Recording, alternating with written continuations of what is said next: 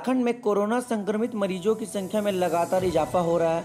अब राजधानी रांची में कोरोना पॉजिटिव मरीजों की संख्या में 116 हो चुकी है। वहीं रविवार को सड़क पर अन्य दिनों की अपेक्षा काफ़ी कम लोग नजर आए। इसकी खास वजह तेज धूप व गर्मी और कार्यालयों का बंद होना है। हालांकि सब्जी बाजारों में लोग अभी भी भीड़ में खरीदारी कर रहे हैं। इधर अन्य प्रदेशों से ट्रेनों व ट्रकों के माध्यम से प्रवासी मजदूरों का अपने राज्य आने का क्रम जारी है। झारखंड में कोरोना से पुरुषों की तुलना में महिलाएं बेहतर ढंग से लड़ रही हैं। महिलाओं के बेहतर इम्यून सिस्टम का ही कमाल है कि वायरस उन्हें कम प्रभावित कर रहा है। यही नहीं, पॉजिटिव महिलाओं का रिकवरी रेट में भी पुरुषों के मुकाबले बहुत ज़्यादा है। झारखंड सरकार के कोविड-19 पर जारी आंकड़े भी यही बताते हैं। आंकड़ों पर गौर करें तो राज्य में कोरोना संक्रमित अब तक के कुल 350 मरीजों में पुरुषों की संख्या 286 है। यह टोटल मरीजों का 81.71%। वही कुल 64 महिलाएं संक्रमित हैं। इसका प्रतिशत कुल मरीजों का 18.28 है। इनमें से 39 ठीक हो चुके हैं। इस प्रकार महिलाओं का रिकवरी रेट 60.93% है, जबकि पुरुषों में सिर्फ 102 ही ठीक हुए हैं और इनका रिकवरी रेट 35.66% है। रमजान माह के 30 दिन पूरे होने पर रविवार की शाम ईद की चांद का दीदार हुआ। इसके साथ ही मुबारकबाद देने का सिलसिला फोन व सोशल मीडिया पर शुरू हो गया है। वही ईद की नमाज सोमवार को अदा की गई, लेकिन इस बार लॉकडाउन के कारण किसी भी ईदगाह में ईद की नमाज अदा नहीं की जाएगी। मस्जिदों में भी आम लोग ईद की नमाज नहीं पढ़ पाएंगे। यहाँ इमाम, मुइज्जिन व मस्जिद कमेटी से संबंधित 5 लोग ही मस्जिदों में नमाज अदा कर सकेंगे। और साथ ही जिला प्रशासन ने अपील की है कि केंद्र सरकार के निर्देशानुसार किसी भी धार्मिक स्थल पर सार्वजनिक रूप से नमाज अदा नहीं होगी। सभी लॉकडाउन का पालन करें और घर से ही ईद की नमाज अदा करें। प्रशासन ने कोरोना संक्रमितों की बढ़ती संख्या को देखते हुए पीएमसीएच के खाली पड़े कैथ लैब को कोविड केयर सेंटर बनाने का निर्णय लिया था। इसे लेकर बैठक हुई, निर्देश भी जारी किए गए। कैथ लैब में 100 बेड के साथ thermal scanner plus oxygen meter सहित अन्य जरूरी चीज़ों की खरीदारी के लिए टेंडर भी निकाला गया है, पर हुआ कुछ नहीं। खाली पड़ा कैथ लैब अब तक कोविड केयर सेंटर नहीं बन सका। अब आलम यह है कि शहर में बने क्वारंटाइन सेंटरों में फुल होने पर संदिग्ध मरीजों को संबंधित प्रखंड व पंचायत भेजा जा रहा है।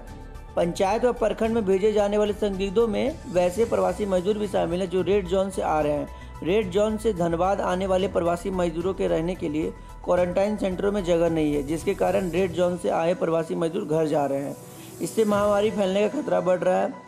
इस संबंध में पीएमसीएच के प्राचार्य ने कहा कि कैथ लैब में कोविड सेंटर के लिए सामानों की आपूर्ति के लिए टेंडर हो चुका है। 1-2 दिन में सामान पहुंचते ही आइसोलेशन का काम कराया जाएगा और सेंटर शीघ्र चालू किया जाएगा। झारखंड राज्य में अब 10 नए कोरोना पॉजिटिव मरीजों की पुष्टि हुई है, जिसके बाद झारखंड में संक्रमितों की कुल संख्या 364 हो गई। नए संक्रमितों में हजारीबाग से 4, कोडरमा से 2, गढ़वा से 3 और बुंडू से 1 मरीज मिले हैं। और इससे पहले कल जमशेदपुर में 4 मरीजों की पुष्टि हुई थी, जिसके बाद पूर्वी सिंहभूम में कोरोना पॉजिटिव की संख्या 24 हो गई। जमशेदपुर से मिले 4 कोरोना पॉजिटिव में 3 बाराडीह से और 1 सिद्धगोड़ा का रहने वाला है। सभी होम क्वारंटाइन में थे। वहीं 2 लोग कोलकाता से लौटे थे, जबकि 1 बिहार से आया था। वहीं चौथा रांची से जमशेदपुर गया था। सभी को टीएमएच में भर्ती कराया गया है। वहीं झारखंड में शनिवार को कोरोना के 20 नए पॉजिटिव मामले सामने आए थे। बिहार में कोरोना वायरस से रविवार को एक और नए मरीज ने दम तोड़ दिया। एनएमसीएच के इलाज के दौरान सीवान के बुजुर्ग की मौत हो गई। अस्पताल की तरफ से जारी किए गए मेडिकल बुलेटिन के मुताबिक बुजुर्ग की किडनी फेल हो चुकी थी और वो डायबिटीज से जूझ रहे थे। हार्ट अटैक से उनकी मौत हुई। बिहार में 3 दिन में कोरोना से यह दूसरी मौत है। इससे पहले शुक्रवार को पीएमसीएच के आइसोलेशन वार्ड में भर्ती सारण के एक संदिग्ध युवक ने दम तोड़ दिया था। शनिवार को उसकी रिपोर्ट पॉजिटिव आई।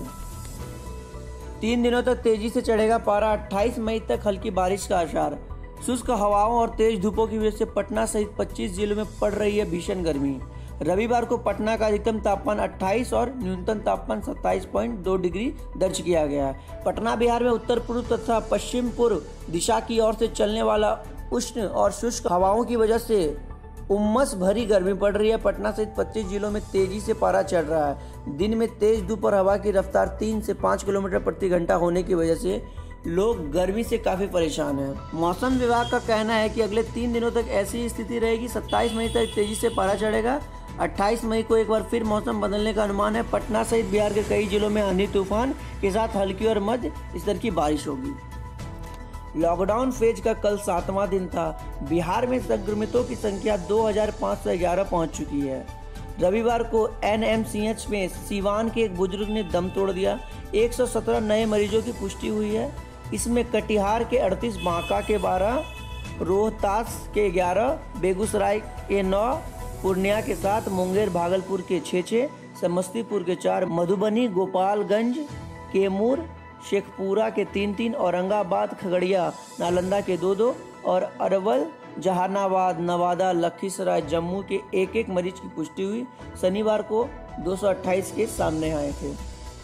लॉकडाउन में फंसे बिहार के लाखों लोगों के खाते में मुख्यमंत्री सहायता राशि भेजने वाला मॉडल की चर्चा पूरे देश में हो रही है। पड़ोसी राज्य उत्तर प्रदेश और झारखंड की सरकार ने इस मॉडल की मांग भी बिहार सरकार से की है। राज्य सरकार ने 20 लाख से अधिक प्रवासियों के अकाउंट में लगभग 200 करोड़ की राशि ट्रांसफर की है, जिसमें कहीं से किसी भी तरह की शिकायत नहीं मिली। कोरोना संक्रमण के चलते देश भर में जारी लॉकडाउन के बीच सोमवार से घरेलू विमान सेवाएं शुरू होंगी। पटना एयरपोर्ट से 5 शहरों के लिए 17 विमानें उड़ान भरेंगी। इसमें दिल्ली के लिए 8, मुंबई और बेंगलुरु के लिए 3, कोलकाता और अमृतसर के लिए 1 फ्लाइट हैं। इसी तरह बने रहिए कैशन बा के साथ। हम आपके लिए इसी तरह अच्छे न्यूज़ लाते रहेंगे। धन्यवाद।